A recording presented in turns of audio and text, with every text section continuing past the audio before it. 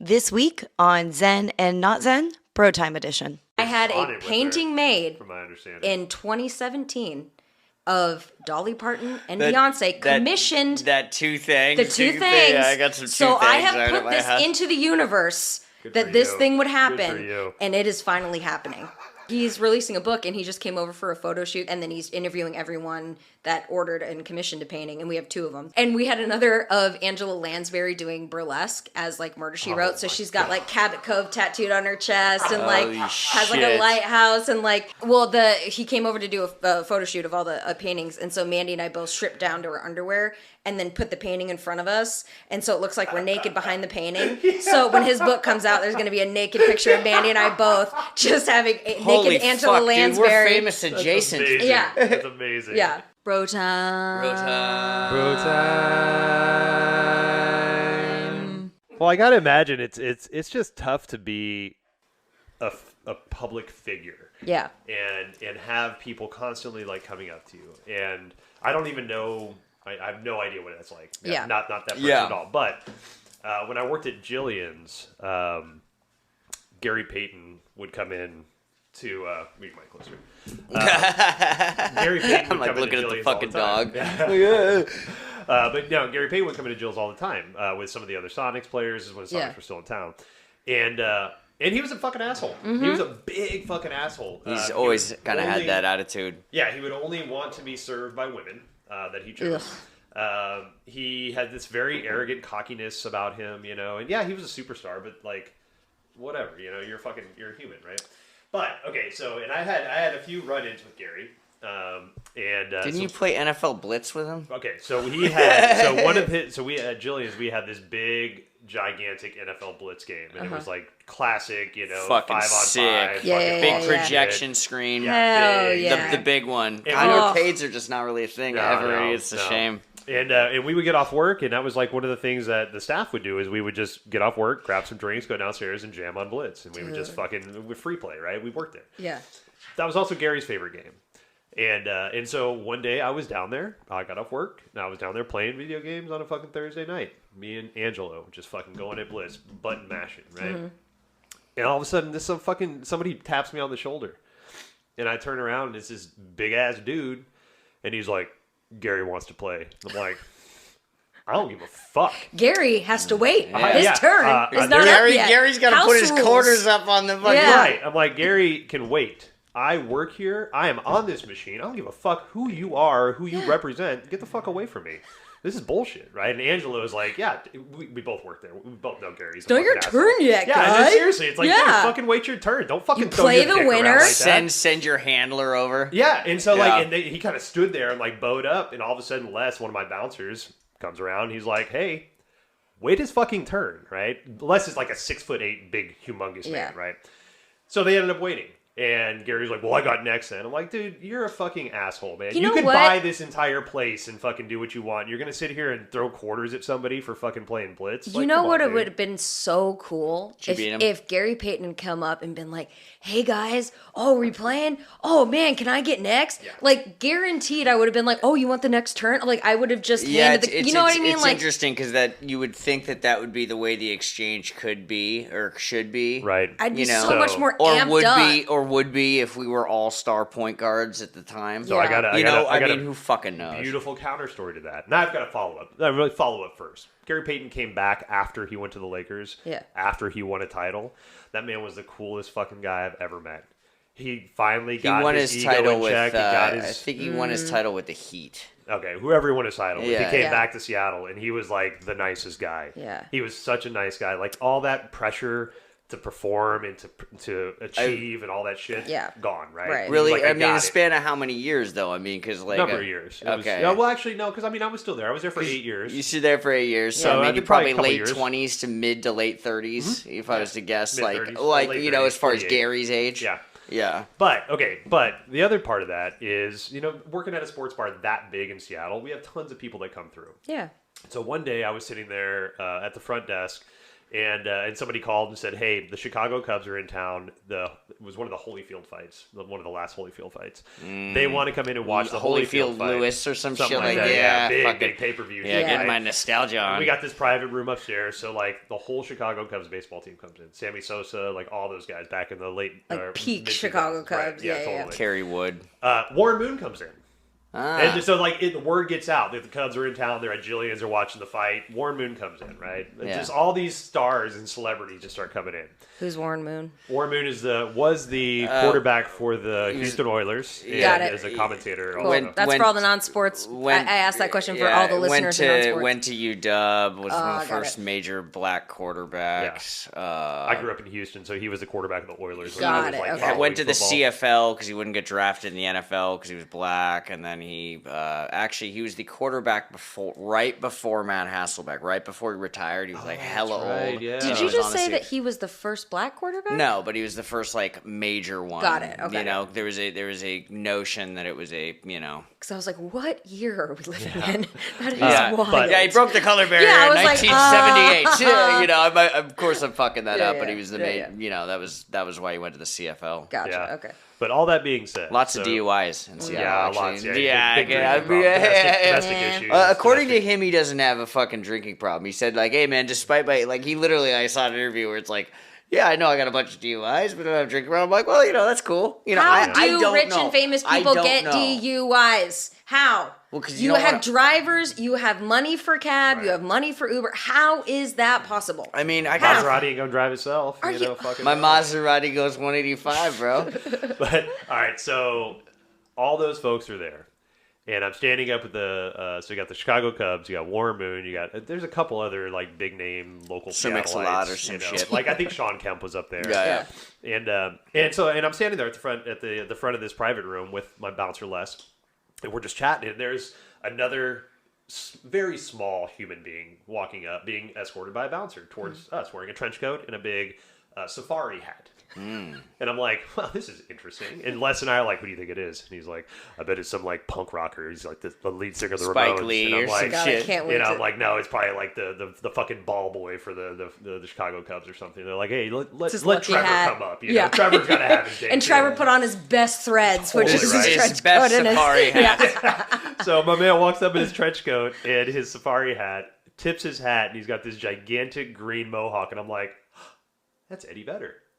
This is when Eddie Vedder was protesting Ticketmaster, and he had his mohawk until Ticketmaster would abide by his rules, right? Whatever. God, I love this man. And Eddie Vedder's a shorter guy, huh? He's a short man. 5'2", probably. No, he's probably like 5'5", like Tom Cruise, 5'5", like my 5'7". height? Yeah, just shorter than you think. So I tower over motherfuckers at 5'9". Right, it's in there, And I'm not, just short, tall. We love short kings. Yeah. Anyone who knows Adam knows he puts a lot of fucking depth into height in like someone's height.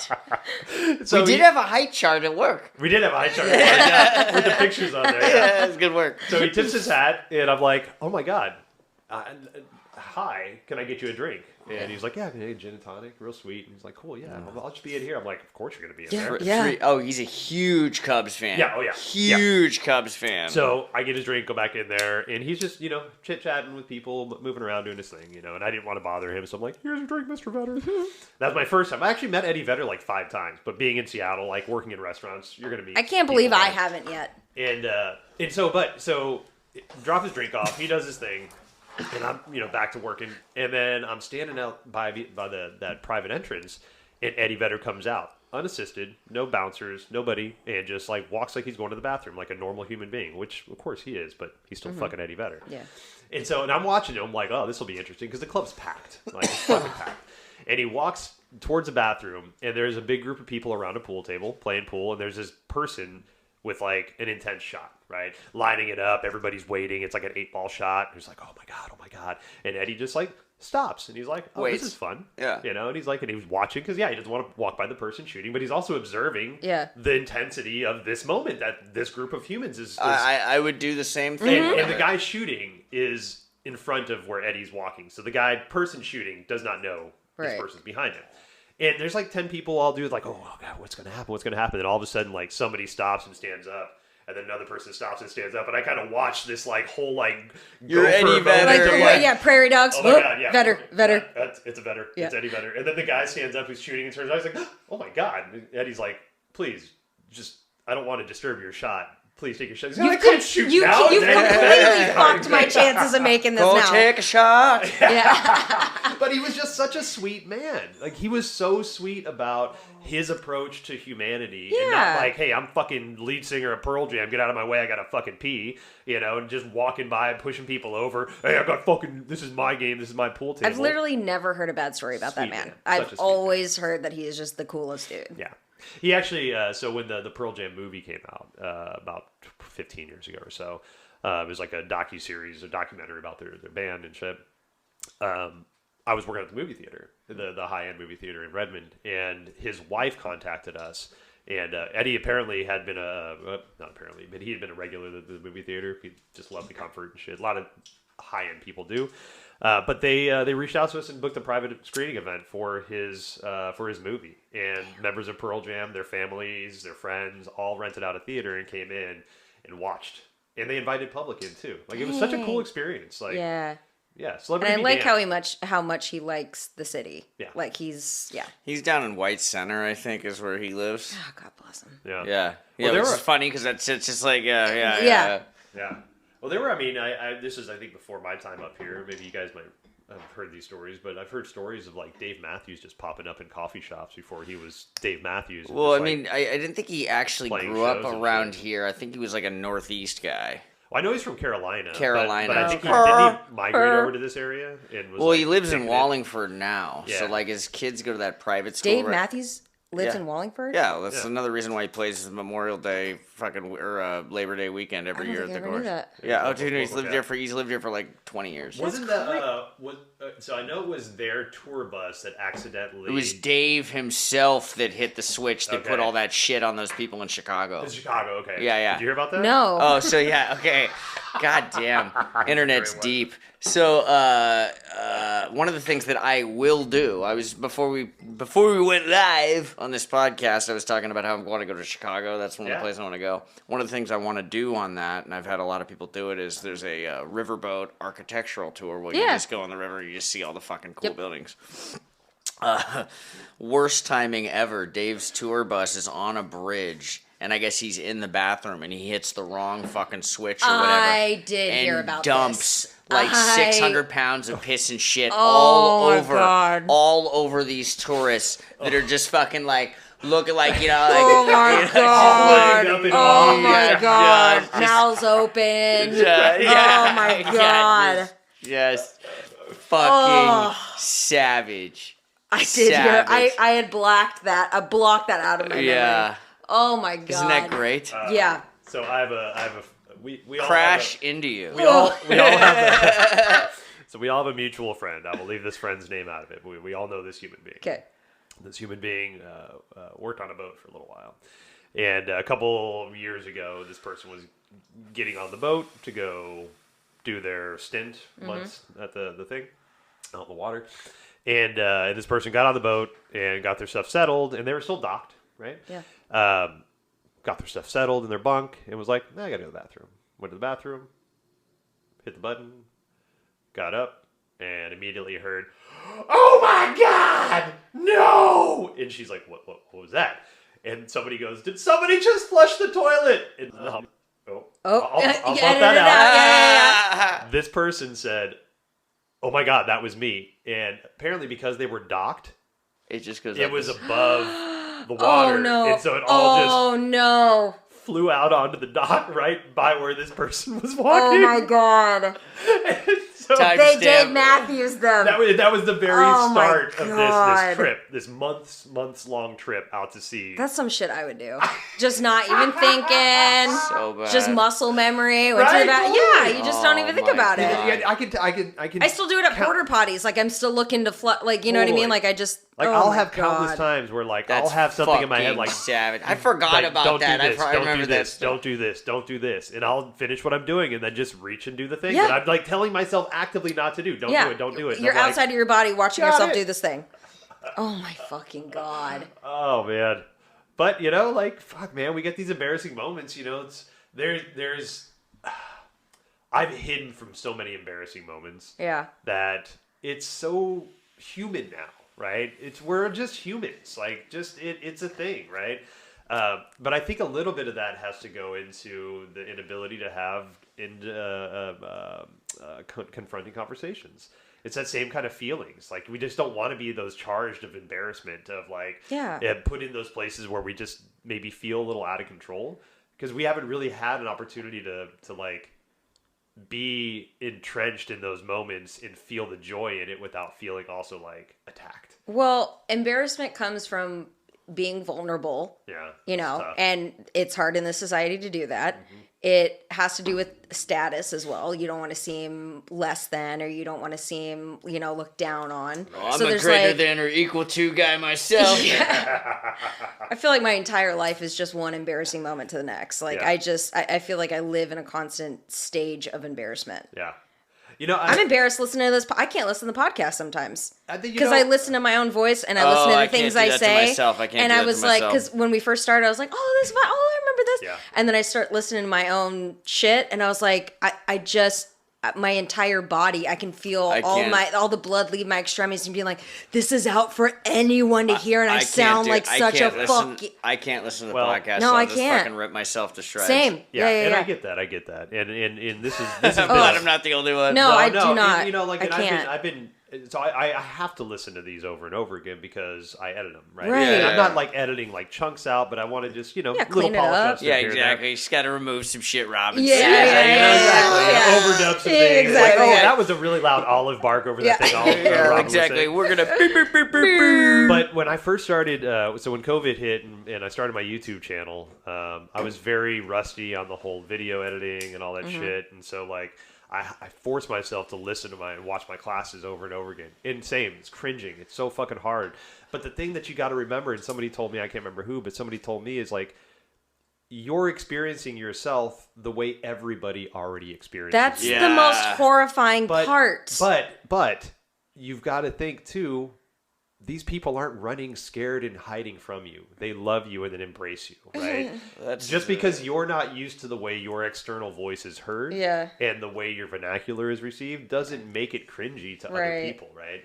It's just that's the way that nobody sees you the way you see you. But to be fair, like you know plenty of actors and comedians and shit like that. And nobody can watch themselves. Exactly. Nobody. It's not a thing that's really like we don't. My buddy Julian just like fucking wrote and directed and did his own movie, and like with the exception of editing it, he's like, I don't want to fucking watch myself, hear myself, because I'm gonna tear myself apart.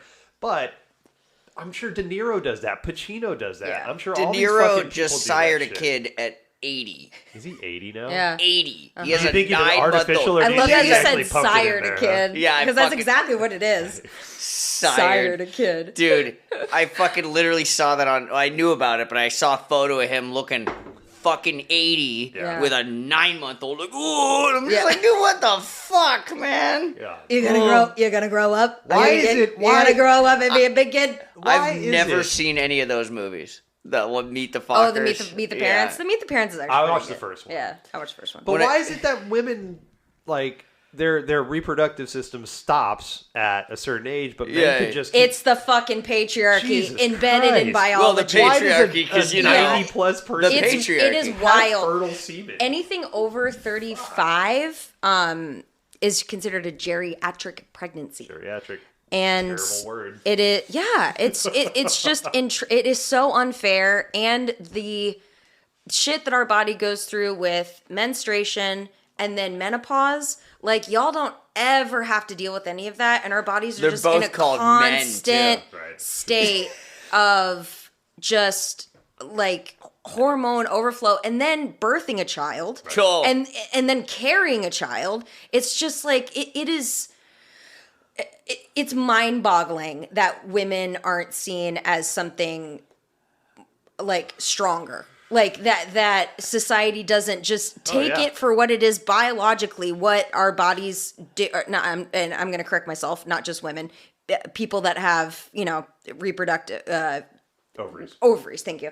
But it's wild to me that we are not superior. Yeah. Because we are superior. Well, I think that's the reason why. It's because, and I'm not saying like the reason why, but I love ideas and I love to think about ideas and throw shit around, right? Yeah. And so the idea that I have around that, and then it's not my idea, but the one that I've looked at that I really appreciate digging into is like the female gender, natural ovaries, uterus, right, is a very magical being. Yeah. You can create life, Yeah. right? You have to have, like, there has to be something put in, but there's a creation of life that gestates inside of you. There's, the land of milk and honey people talk about, because milk and honey are both things that you don't have to kill anything to sustain yourself on, right? Honey is naturally produced by bees. Milk is naturally produced by mammals, right? Now, we technically, quote unquote, rape the female cows in this industry now, but it's still a natural thing. So we weren't industrial, right? So milk and honey. Women create milk naturally from their own body. They're creating substance from their own body without, it takes energy from their body, but it's not stripping them from a natural thing from their body, right? So there is a magical creation that is the feminine body and the feminine recognizing human being. It scares the shit out of people, right? And I think that's why it's so demonized. 1,000%. There, we are scared of what we don't understand. Look at the witch trials. For the longest time, we probably didn't understand how a human being was created inside of another human being. So it's like, well, clearly there's something weird going on with that. And science is catching up. Religion demonized. And I think that goes into like so much of the oppression of women in our society with abortion, with all you are threatened on some level about the power that women hold. Yeah. So we have to do everything we can institutionally to make them hate themselves, to make them hate each other, to make it hard as fuck to exist, to carry children, have them second question themselves. Like that is how you deny them their power that you are so scared of. Because if we fully unleash that, it would be a different world. Yeah. We would be living in a different world. Well, it's funny because that's like what you just described. I love reading topics. I don't always tie myself to the topics I read, but just, it's good to know what's out there, right? And there's a book I just read called The 5G War, and it's basically talking about how, I think Bukowski and Chomsky talked about this in the 70s, but how the next world war isn't going to be fought with weapons, it's going to be fought with data, right? Yeah. And misinformation. We're in it right now. Exactly. Right? Which is why we think we're waiting for World War II bombs, and it's just like... We're already in it. We're in 100% in it. Yeah. But what you just said, I think, is the thing, right? It's almost like that mentality was beta tested on the feminine gender, right? And so we're going to demean you, we're going to turn you against each other, we're going to make you think that you have to be better than the other woman to feel attractive, to feel we're going to make you successful, hate your body, all that shit, right? All that's being turned around on the entire population now. So it's almost like it was beta tested on women to see, okay, so let's see if we can get the strongest group of humans to fall on themselves. Yeah, and if we can get women to do it, we can get men to do it for sure. 100%. Yeah, that's such a good fucking point. It's like, fuck, man. And it's like, I don't want to think there's nefarious shit going on, like, the Elon Musk and Bill Gates of the world are out there puppet stringing fucking all this shit together. I also think it's giving them too much credit. Exactly. It's giving them way. I don't think there's like secret meetings of like these guys that are. That have done good, cool things to some degree technologically. But like I think it happens, like you said, like it is a.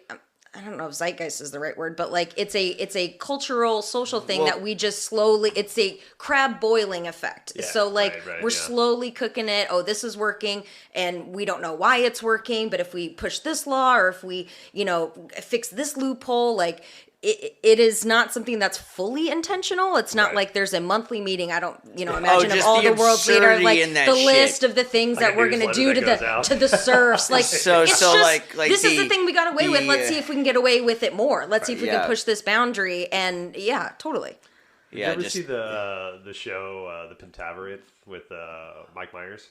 Yes. Yeah, great. Yeah. Great. Oh, the meetings. I mean, it's the antithesis of the secret council of nastiness. It's more the secret council of like, let's keep the world together in some kind of way. Right. But it's still like that same kind of idea. But when I saw the Pentavern, I'm like, I really hope that there's like, a group of Mike Myers-esque people out there that are nefariously trying to just demonize the world as well as save the world. Like, cool. Like, I don't need to know what's going on behind that. So I don't even know what you're talking about, but the other Mike Myers, Dr. Evil, that's trying to destroy the world, and like his group of people, the militant group of the Salvation. So I didn't know he did another version of that. It was a Netflix show. It was. And not a lot of people watched it. It was great. But it was very good.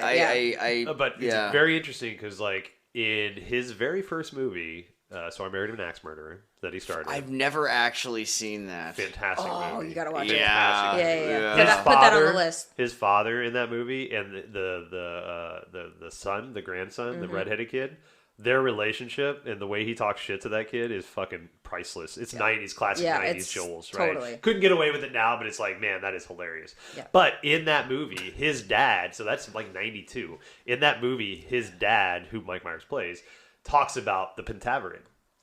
And he talks about, he's like, the fucking Pentaverate, the five guys. Long con. Yes, exactly. Yeah, he's been working on it for 30 years later. Years. Here comes the fucking Pentaverate miniseries on Netflix. My God. I'm like, holy shit, good for you, Mike Myers. And it probably came out in 2022, so it's probably like an exact 30-year cycle. Fucking That's hell, man. fucking wild. Yeah. I don't know, man. That's like, it's like one of those things like fucking... dude off Jurassic Park, fucking the mailman Newman is wearing all the Goonies costumes throughout the movie. Oh, I love those little Easter eggs. Yeah. I don't think I heard that one. That's fucking cool. Whatever the fuck is... God, why can't I remember his name? Yeah, what's Newman's name? You didn't say... What was his character's name? Hold on. Nedry. Nedry? Ned? Wasn't it Nedry? Was his name Nedry, the guy on Jurassic Park where he stole the fucking vial of shit? Well, anyway, But he did. He wore Chunks Hawaiian shirt. Oh my God. He wears Chunks Hawaiian shirt, the oil slick. There's 4 outfits that he wears, all things that Chunk wears. Now, okay, so... Kinsey, maybe you can answer this question. But how do people come up with that shit? Is that like the actor itself is like, I'm going to do this and I hope that people are cool with that? Or is that like people That was conspire? Spielberg. That was Spielberg did both movies. Well, I know, but I mean, was that like, I mean, just how do those Easter eggs come up? Fucking Dennis that's Nedry. fucking cool. You were Nedry. You were a good pull. Right, good on you. Well, I think about that a lot because I think about artists like Taylor Swift and Beyonce who have this like long con of an artistic narrative that they will pull. Yeah. And so I do think there are artistic geniuses that will do it stuff like that on purpose. Yeah. But I think a lot of it, like there was one interview I was watching. Oh, it was Stephen Colbert, who was interviewing the creator of Fleabag, who is Phoebe Waller-Bridge. Okay. She was the writer and creator of it. And there was this moment in one of the seasons where like a fox that represented something, and he was like, and Stephen Colbert was like, so I have a question about the fox and what it really meant. She's like, oh, okay. And he goes, well, I think it's this, and he goes in this long, I think it stands for this poem, and then he recites the poem, and it fits so perfectly into that narrative. And she goes, I wish that was right. Like, I wish that was. I think I wish that was right. I actually think I've seen that. So I think there are things that we as humans put into things that, 100%. Like, I mean, we all are on the same thought wave at some level. So I feel like a lot of the Easter eggs are intentional. I feel like a lot of it is just like total coincidence, synchronicity. You can make it fit, which is why conspiracy theories sometimes work out. There's a podcast I haven't heard of that links up the Scorpions song "Wind to Change" with the CIA or some shit. Do you remember hearing about this? Yeah. Like there's a whole thing about this. The guy's like, I really wish that was true. Yeah. She's like, that's so much better than she goes, I can't even tell you what my thing is now, but when anyone asks, this is what I'm going to say because that's a way better answer. Right. Well, it's like, humans love stories, and, we'll find symbolism, we'll find, relatableness, within that stuff. And it's so funny because, like the Big Lebowski we talked about the last episode, but the Donnie thing, right? Yeah. But like the Big Lebowski in general, like there's people been are dissecting religions that one, created off the Big Lebowski called Dudism. Yeah, no, I swear to God, they meet. They have yearly conferences. There's millions. There's Lebowski Fest. Thousands of people. And instead of taking the blood of Christ, they all just drink White Russians. Yeah, the White Russians. Yeah, man. There's a beverage here, man. But yeah, seriously. So I mean, like we look for meaning, right? We look for it. We thirst for it, and especially. I like the idea that Western culture is starved for culture because we don't have any. We've No. stolen all the culture that we have. Yep. And so we don't really have an idea of what that is.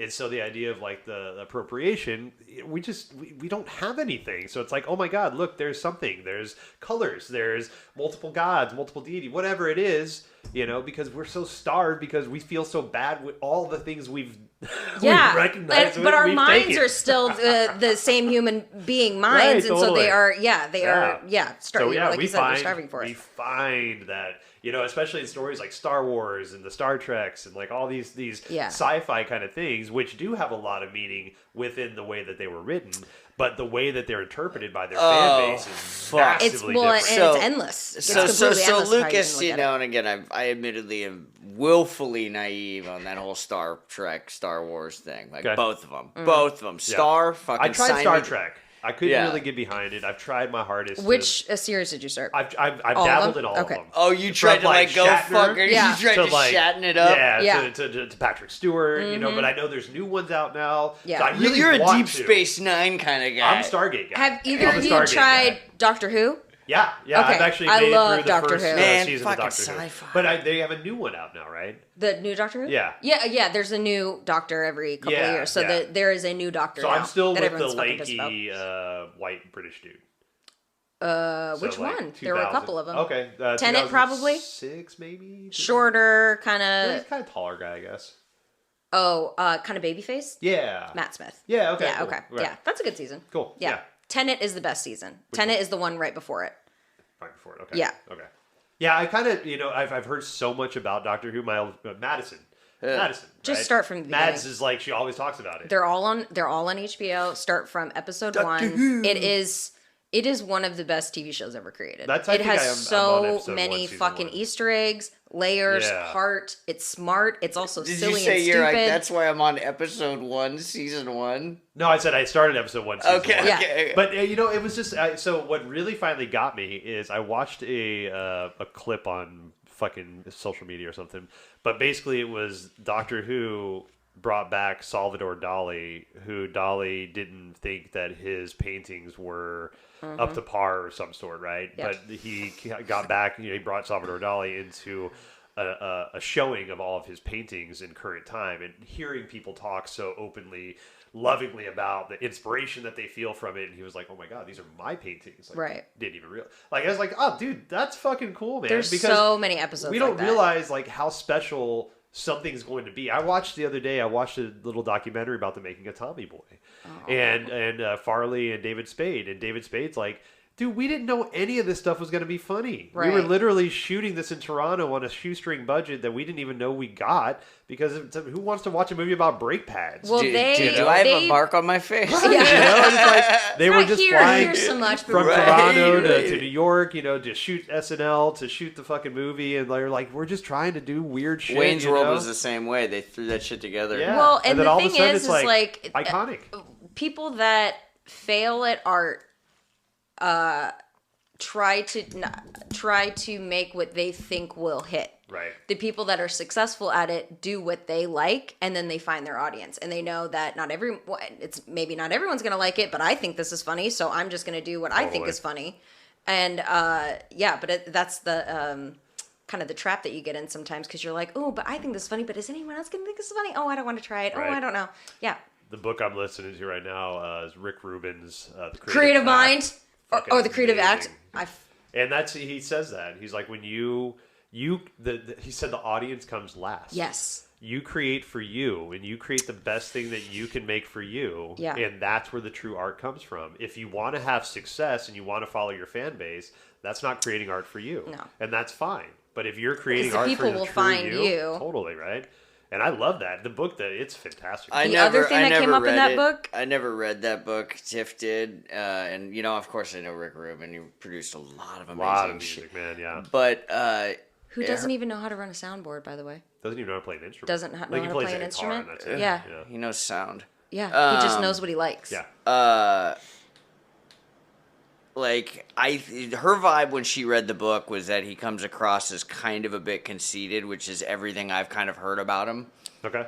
Yeah. So it's interesting that you guys are like, oh, that book is so good. I'm like, oh, it's kind of more like, yeah, look at how fucking cool I am, and here's a book about how cool I am. I It don't presents ideas in a way that I hadn't thought about. So It's a luxury that, I mean, sorry, go ahead. No, please, yeah, go. I just think, it's like, when he's at that uber successful level across like multiple genres of music. So again, he can kind of say this shit and kind of people like have to listen to it to a certain extent because he has that luxury. Can back it up. Yeah, he can back it up. But he's also, so just to expand on that, he's not only helping musicians, he's helping all artists now. So he's painters, writers, movie makers. I didn't know And that. there was and that's the thing. It's like his approach. Yes, maybe it doesn't work. Maybe it's a little too daring for the very like the new artist that's trying to stake their entire revenue center on their artwork. Maybe they do want to make something that's more culturally appealing. But what he's doing is he's like, okay, you want to make true art to the art that you have the ability to make, and you have the financial, the cultural, the backing freedom to do that. So do it. Right. Don't make something somebody else likes. And if somebody likes it, that's the byproduct of you having the most authentic version of yourself to put out there. Right. And I think that's what it really goes down to because, Mon and I would talk a lot about the art that she was doing, and it's like, oh, I don't want to do that because that doesn't look good.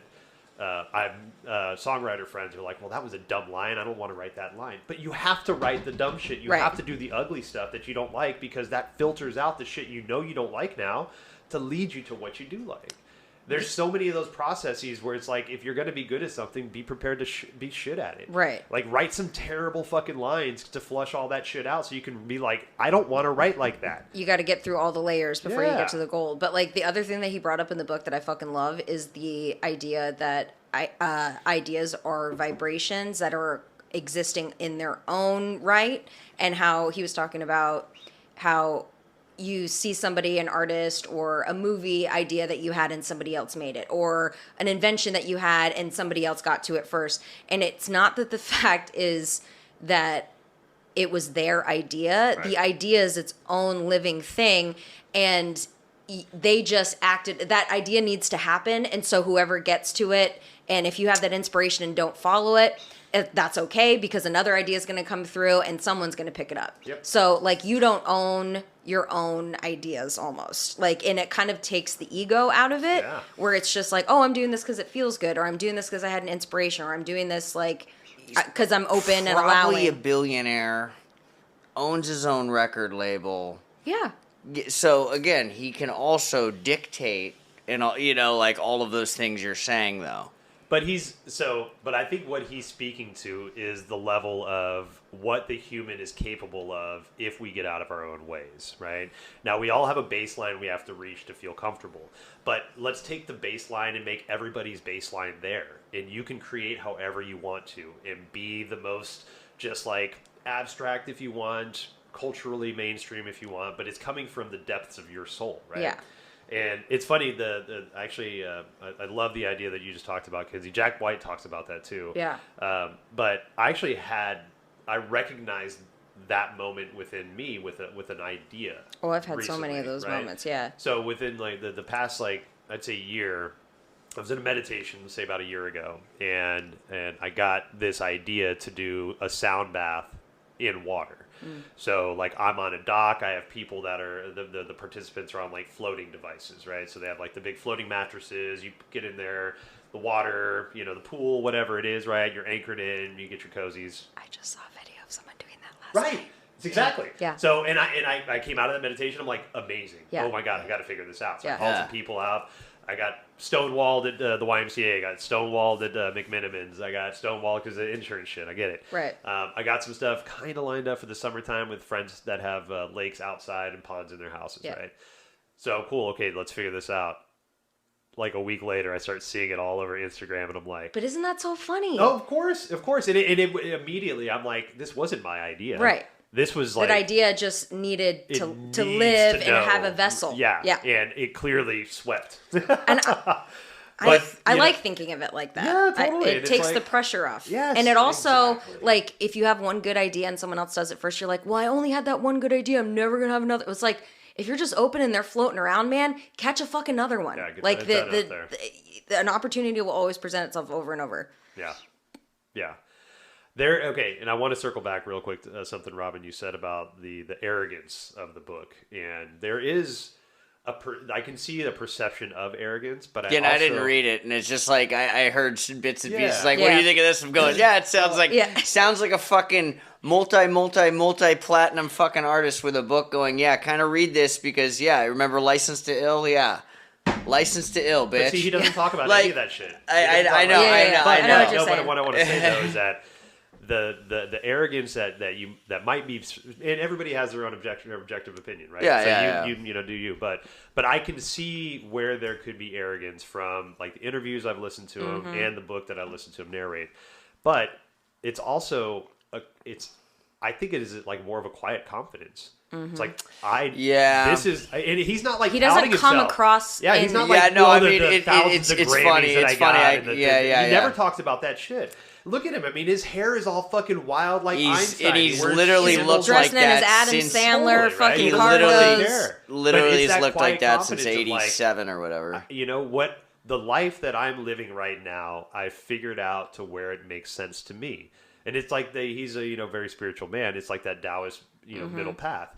He'll go to the right and help a fucking country artist. He'll go to the left and he'll help a TV fucking actor. He'll go wherever. But he's just like able to be moved in all these places that whatever. He's made the financial stability to be able to do that. But good for you, because it seems like from an outsider looking in, he's not touting his riches, he's not touting his success, but he's allowing it to give him the life that makes him the happiest. Well, I think he has his ability to pick and choose from the best talent and the best whatever at any point. So it's like there's no shortage of products or projects for him. Yeah. But I think that's his own doing. No, of course, because of the fact that shit. Because he's Licensed talented. to Ill, bitch. Yeah. Started Def Jam with Russell Simmons. I think his intention is not to Even be the best and to be the biggest or the richest or the most successful. His intention is to follow his joy and inspiration, and then the consequences from that are just that he makes a shitload of money. But it doesn't, reading the book, seeing his interviews, and knowing him as a human, it doesn't come across that way. And I think when you are somebody like Rick Rubin or Beyonce, you're like, I don't give a fuck. I know who I am. I know the artist I am. I'm confident in who I am. I'm going to say... It's kind of like, and I know even less about this guy, but I like Dr. Dre quite a bit, but he's released really 2 albums. Yeah, exactly. And the second album he wrote maybe an eighth of. It's... the beats, the rhymes were all subbed out by fucking his posse. Well, Lauryn Hill. Same thing. Right. That's one album. I'm going to give you one fucking album. I don't care. Yeah. I'm not inspired to do another one, and I'm going to live the rest of my life and just do this one fucking album, and I'm not going to follow the thing that I should be following that you think I should be doing. Right. And I'm just going to do my own thing. Yeah, I think I mentioned the whole Christopher Cross thing, which you got to bring up Christopher Cross whenever you can. Every chance you get. It just works. I mean, every day you ride like the wind. Yeah. But I think he fucking said in some interview, it's like, everyone's like, write another album. He's like, this was like a culmination of like 15 years of my shit onto this one hit album. Yeah, I'm not gonna do that. So, Kinsey, I gotta ask you, Christopher Cross. Don't listen. Favorite album. What do you feel about Beyonce moving to country? Fuck yeah, dude. And you know why? She got a Judd sweatshirt on, bro. Yeah, That's I literally wore my Judd sweatshirt. You love both country and Beyonce. For the radio. Here's the thing. Music is music, right? Musical inspiration comes from all walks of life. The bitch is from Houston. Oh, yeah. She grew up with country. Totally. You do not have black artists that have access to country music. Why can't she? Why can't she do it? And the other thing is, too... Just, in general, just move between are people upset about this? Yes. Yeah. And she released... livid about it. Livid about it. And Why? And the other thing is there are already a black country artist that Mandy and I both listen to. Because she's black? Well, yeah. So so she released something literally yesterday that explained why she's doing a country album. She goes, she had Daddy's Lessons on the Lemonade album, which was her one country track on Lemonade, and she did the duet with the the Chicks at the CMT Awards or whatever CMT Awards. And she goes, Beyonce said like yesterday, the reason why I wanted to do a country album is because I went through an experience where I felt so deliberately unwelcome at that performance, she got completely axed from that award show. She got nothing but hate and racism because of the duet she did with the Chicks. No shit. And she was like, God damn it, I'm making a fucking country album because fuck y'all. So she started making this album after that performance in 2015. No shit. Or whenever, 2016 or whatever it was.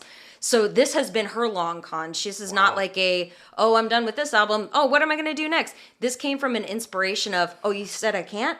Watch me. I'm going to release a whole fucking country album. Damn. And I'm going to call it right now. She's doing a Jolene cover. I saw something about that. I think And I had a painting made from my understanding in 2017 of Dolly Parton and Beyonce commissioned that two things. the two things. Yeah, I got some two so things I have out of put my this house. into the universe Good that for this you. thing would Good for happen, you. and it is finally happening. That guy It is moved happening. That guy moved to New York or He some did. shit. He's releasing a book, and he just came over for a photo shoot because he's going back to all his old paintings, and then he's interviewing everyone that ordered and commissioned a painting, and we have 2 of them.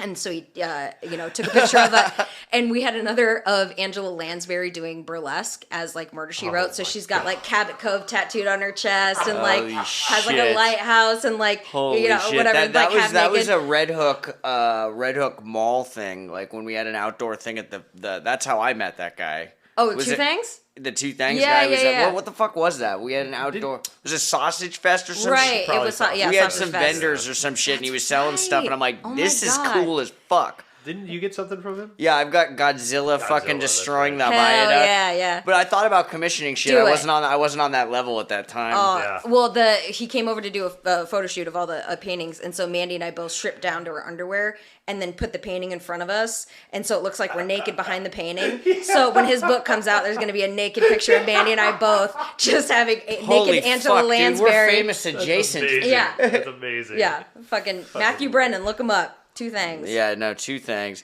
We So had to come my- back into town because those fucking assholes keep defacing that building, the Betty Page, Yeah, the John Betty Devine. Page house. Oh, did John he do that Devine. one?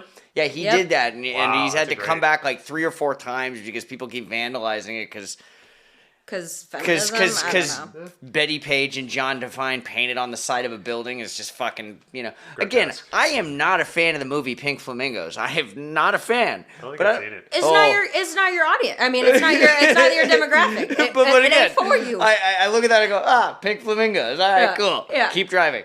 Like, Yeah, talk People about so pissed fucking off. someone finding their own lane. John Waters, like, that Yeah. is not mainstream in any love way, John but the Waters, people yeah. that get it fucking God. get it, and he does not care about. oh man, that movie made me Pleasing so the masses. uncomfortable. I don't think I've seen it, but I love was John like, Waters. Yeah. 13 when I saw that, and I'm like, oh wow, I was. Serial Mom, it's another good one. That one's Oh, I pretty remember fucking Serial funny. Mom. That's Yeah. John Waters. Uh-huh. Yeah, that makes Okay, sense. That okay. tracks. Yep. God, that's a weird fucking movie. Serial Mom. I think John Yeah. Waters and Wes Anderson did something together. That'd be interesting. Very odd. Just and, like, everybody's brains explode. Yeah. So many harpsichords. Oh my god. Yeah, you should probably check out Pink Flamingos. I think that'd be worth seeing once. Yeah. I don't remember what was the actual plot of Pink Flamingos. It's Is that like 90s? No, like 79, 70s, okay. 80, something yeah, like that. it's one of his more famous ones. Okay. Probably It easier sounds just to familiar. watch it. Yeah. It's NC-17. Okay. Might even be Uh-huh. rated X. A lot of them are. Yeah. It might be rated X. Is he still alive? Yeah. Okay. Yeah, no, this is back fucking just classic, like, I think my fucking friends and I, like, rode our bicycles to Video Update and fucking rented some shit we had no business renting. This 'cause looks You had to go to the good. curtain area Yeah, to go get it? no, like, wasn't in the porn section. We're like, we watch it, we're like, okay, this is not what I we immediately thought. regret this. That's not that was marketed to me. Why did you bring the Naked lunch, cables? naked lunch. Wow, that's misleading. Oh man, yeah, I've had a few of those experiences. Where you watch a movie, you're all excited. It's like, God, no. Yeah. I think Gummo is one of those movies for me. I've heard that movie's beyond fucked up. It's yeah. I'm not trying to see that. Yeah. There was one I watched recently. It was a oh my fucking god, what is it called? Mandy and I were at an Airbnb and they only had like 4 DVDs and we're like, Nice, oh, this so we're is just one of watching them? these DVDs Like, and it starred Paul Walker. Okay. I have to look up because it is the most wild, ridiculous movie I've ever seen. It kind of is about a dirty cop who lives next to a criminal, and the criminal is like a drug dealer, mafia guy. Running He Scared? Also yes. I saw that. Yes. I've seen that. And then I've I seen looked that. it up, and we watched it, and it was like, what the fuck is Holy this movie? shit. And I was like, it's almost Holy like shit. an Alice in Wonderland. Okay, so my brother fucking had that movie. My brother's got It like is the the worst most taste. wild. There's pedophilia. So The pedophilia shit, oh my God, that shit is and so there's fucking intense. It doesn't even need So- to happen. And so basically, you're following this kid, Oh this my kid who lives next door to God. this dirty cop, Holy and fuck. it's his That journey of was in trying an to get back home. Airbnb? Yes, out of all the DVDs, The pedophilia Twilight, shit was fucking nuts. I was like, Wild. I could not. Wild. That's why that Holy movie cow. stuck it with came me. I'm out like, of that, nowhere. That shit was intense. I'm like, oh, what the fuck? Yeah. Oh, what the fuck? And it's Elizabeth Mitchell who plays Mrs. Claus in all the Mrs. Claus movies. That was like one of her first movies, and I was like, Elizabeth Mitchell's a pedophile? What is happening? She's a fucking pedophile? running Yeah, it's like a scared. couple. Christ. But so I look it Running up, Scared. and the director is like, oh, basically it's a really dark Alice in Wonderland. And I was like, it fucking is. Yeah, So this that kid is- is like Alice going through like all of these journeys and meeting all these people. So everyone that he meets is a very dark version of an Alice in Wonderland character. And I was like, oh my God, it is the most wild movie that makes no sense. And it is just, it comes out of Fucking left running. field. When you said it, this movie with Running Paul Walker, I'm Scared. like, shit, is she gonna talk about Running Scared? Because that's like Yes. the only Paul Walker movie I can think of outside of like the fucking 65 It's Fast and so the Furious. bad, I was it's about to ask, almost where good. does it land in the Fast and Furious? I've only seen the first Fast and the Furious. I've only seen the I don't first know one. if I've seen it. I probably have seen it.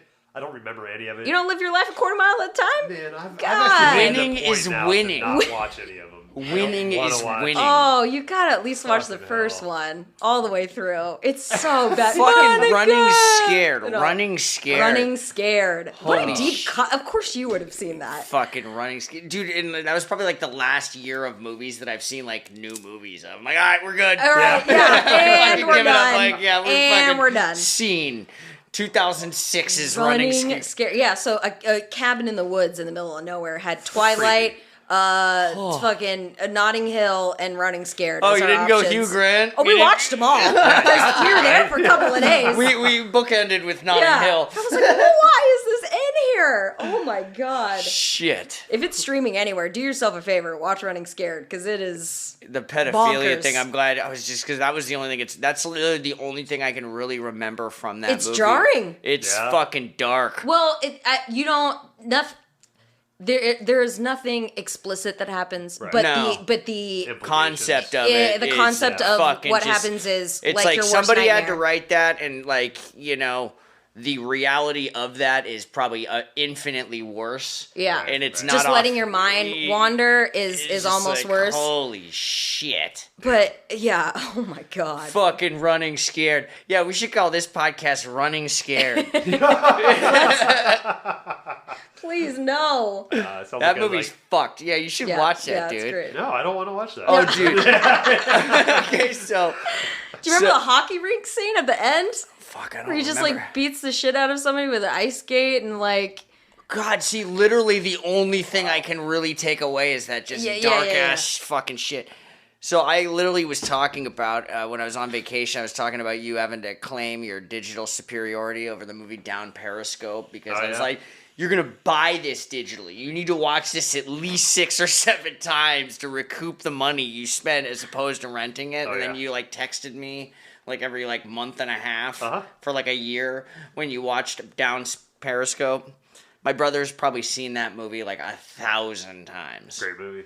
I mean, it's good. I mean, I watched It's a good movie. So he goes to sleep to that shit. Okay, so no, that's what I was saying. comfort Like, movie. like I grew up in the era like my dad just like would turn the TV on just to make noise. Yeah. And he's like, Just what a are you white noise, doing? My yeah. brother and my dad do that. And so we would constantly just have these movies rolling in the background all the time. And so I'm just kind of used to that. And so that's one of those movies like I'll listen to music if I'm doing certain Great things. Harlan Williams. I'll listen to like if I'm watering plants and just yeah, totally man, I love Harlan. yeah. I love Harlan Williams, man.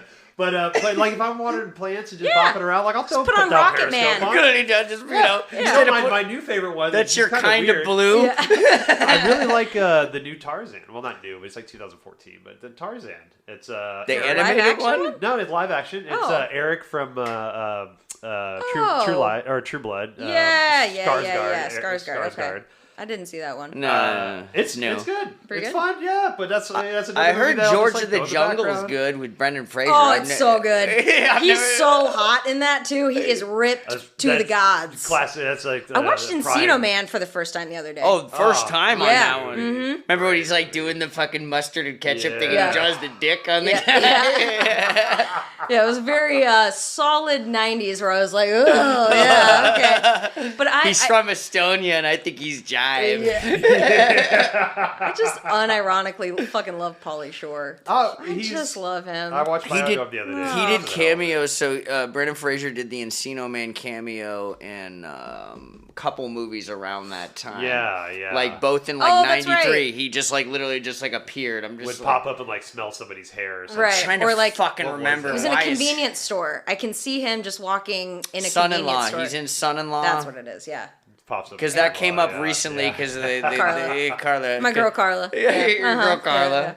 It's fucking Fucking great. son-in-law. That's a classic Pauly Shore movie. Yeah. Just 90s movie for me. in general. Inbreeders. So funny. Fucking so good. Yeah, I mean, Jury Duty was phenomenal. Yep. Biodome's great too. And I love because I didn't realize Biodome is basically a true story. Yeah, the biosphere is down in Arizona. Well, no, but like they literally fucked it up like severely bad when they first. They had a opened problem it. with like air filters. They Or had some air shit. filters. They didn't have enough food or supplies. They opened that door like 15 times within the first like 3 weeks or 4 weeks there, and they weren't supposed to open it for like years. Right. You know, Yeah. so like a lot of that movie, Biodome, Arizona can't fucking do was anything based right. off of like the comedic happenings of what already happened. With the Yeah, I scientific mean, experiment. I didn't they know did. that. I didn't They know that didn't either. have. Clearly, they didn't have a Viva los Biodome. Yeah. But hey, man, fucking hell. This is what Bud and Doyle will call the beer can effect. Bud and Doyle. When they try to catch all the insects that they let out. So they Look, put the Yeah, fly- the tagged. The fucking bird is like. Oh. And Kylie Minogue's in it. I forgot that she was in Kylie it. Minogue's in it? She's the She's short the redhead. hot girl. She's the short one of the girls. She The one makes with the out. scientist? Yeah, one of the she makes scientists, out yeah. with Kylie Pauly Minogue. Shore in that movie. Yeah. Fucking Yeah. hell. I forgot she was an actress too. Yeah, she's everything. Yeah, and then She's she went to go after that. She did around that same time. She did Street Fighter with Van Damme. Oh shit. Okay. Yeah. She's been around That the is block. a fucking terrible movie. I remember that movie. Yeah. That movie is awful. I've watched Mortal Kombat, the older ones, a few Ooh. times. Yeah. It's Yeah. not bad, but Yeah. it's still. The newer one was actually pretty New one was fucking dope, cool. man. Okay, so I that was dug like a new movie I saw. I saw like the Saw that 4-year-old one. Mortal Kombat. I'm like, wow, this is exactly what I thought it would be, and they're doing a really good job of Just this a shit. gap from running scared all the way to the new Mortal Kombat. Just didn't see any Yeah. movies in between. That's it. So is that Yeah. like fucking Just running down scared. Periscope Yeah, you until should then. watch that shit. Yeah, it's a down. So wait, so I know that music's a hard thing for you to get new ones. Oh, but, yeah, I like, hate but new music. movies. I mean, Well, okay, so this is the thing: is that it's tough a lot of time. A lot of the movies I do want to see, like a good example of some of the new movies that I have not seen yet that I would like to see would be Oppenheimer, but that's the newest one. But like the Not worth second it. Top Gun, I haven't Okay. seen that yet. All right. You know, It's good. yeah, It's good.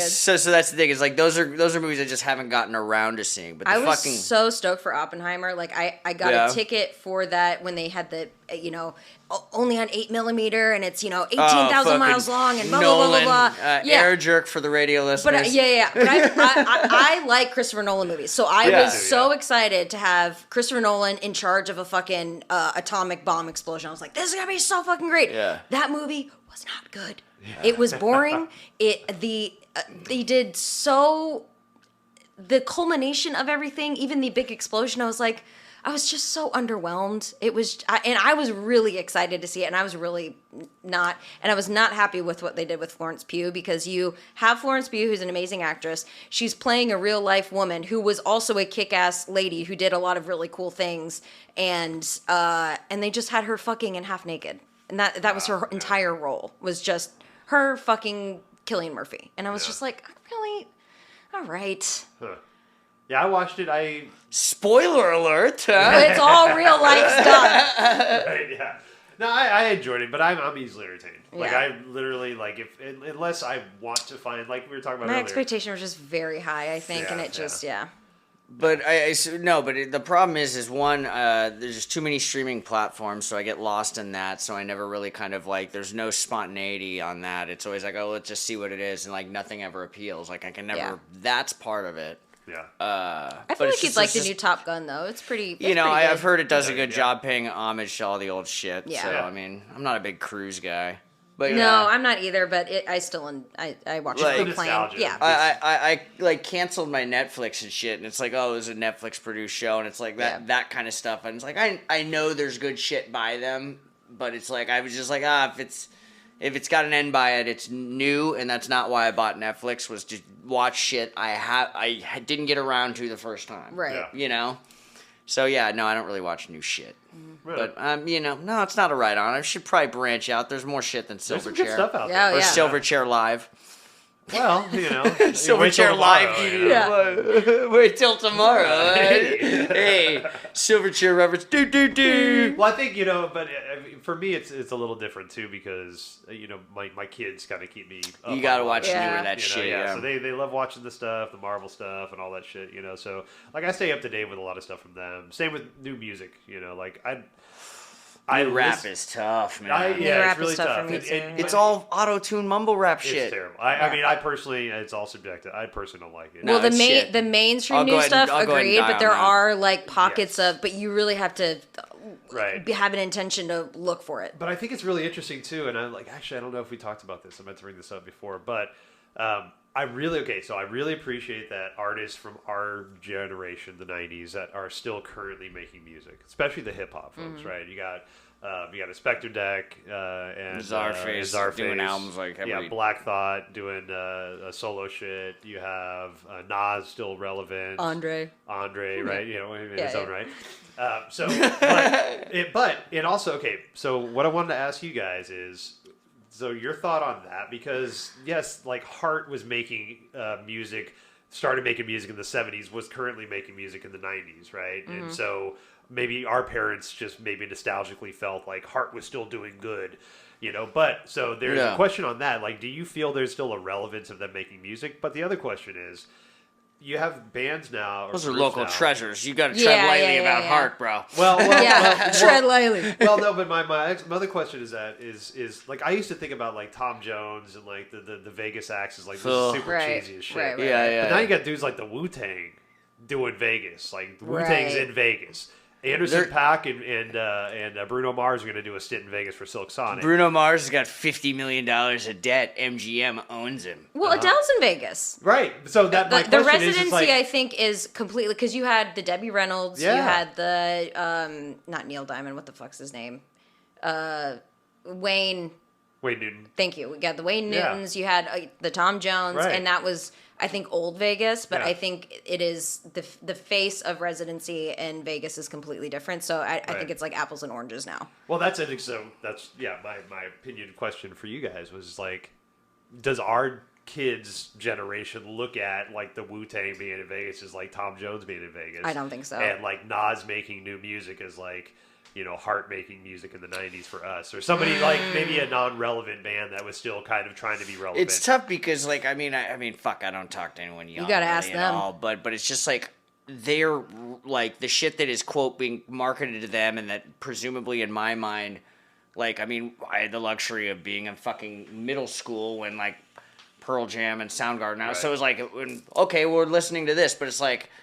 People consume music differently, and the shit they're hearing is way fucking different now. So, like, what they consider cool is real cool, and, like, for all I know, fucking Alice in Chains sounds like that fucking ragtime shit that my parents used to do. Totally, like the Beach Boys or something. Let's go get out the 78s. Yeah. Well, then you got, like, U2 at the Sphere. You know? And U2 is not a band that I particularly enjoy, but like they have a huge following. It's a beautiful day. I can't. Hey, you and I don't like U2, but good harmonies. Yeah, I do think about that where it's like, I don't know. I think they're still cool and relevant, but like I'm 37, so I don't know. I'm leaning into that get off my lawn shit. I'm like, whatever, you fucking kids don't listen to anything good. Come at me with a good hip hop artist under the age of 30. Yeah. It isn't Mac Miller. Well, it's interesting because, like, Andre 3000, did a bunch of interviews to support his new album, The New Blue Sun, and he talked about, why he didn't create another hip hop album is because he didn't feel like he had anything to write about. Right. He's, in his 40s, he's like, what do I got to write about? Fucking get a colonoscopy and fucking, and I've heard that clip be played for people like Lil Wayne, Nas, and it's like, you can see the look on their face of like, man, there's still so much to talk about. Yeah. Like you find that within you, and it's sad that somebody at the level of Andre said that, whether he means it or not, but he said it, but when I hear the people like Black Thought's new albums and, people that are from those 90s generations that are pushing 50, if not more, motherfucking Killer Mike won the Grammy for Best Album of the Year, and he's 48. Right? And he's not a mumble rapper. He's got fucking profound shit to say in a very prophetic way, right? But I think it's true for Andre because he is, I feel like he is a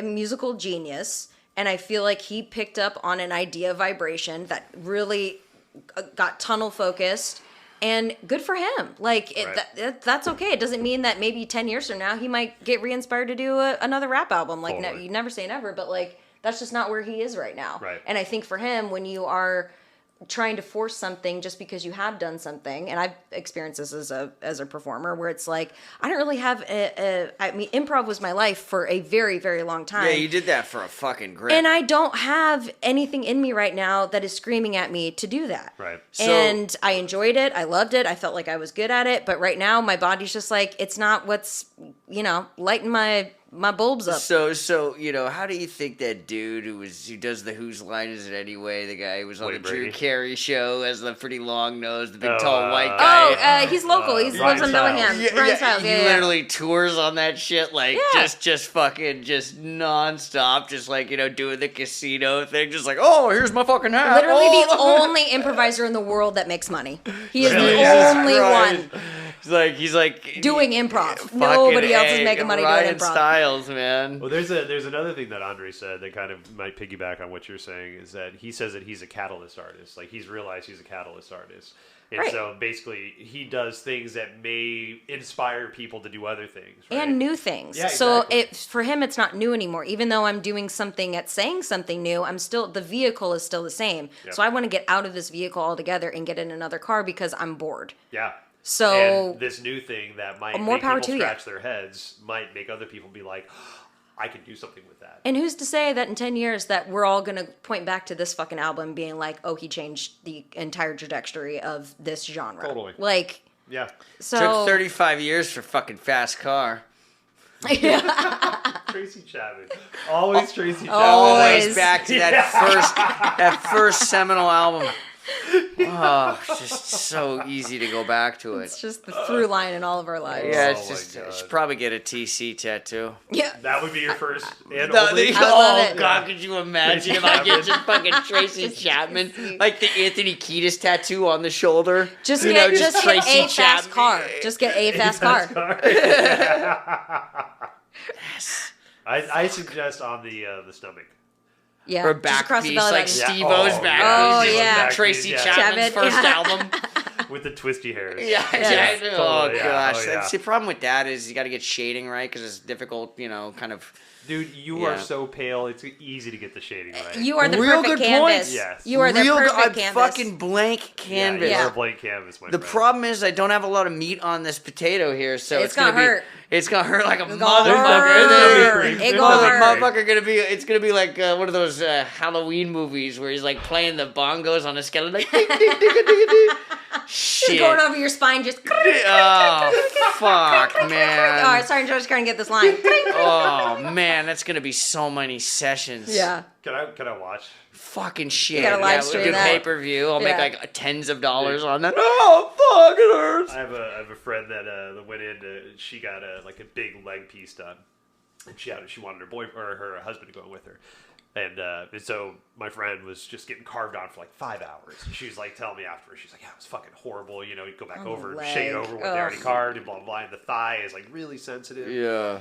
And she looked at me and she's like, yeah, my husband had the balls to look at me. He was sitting there the whole time just reading in a chair, reading his book.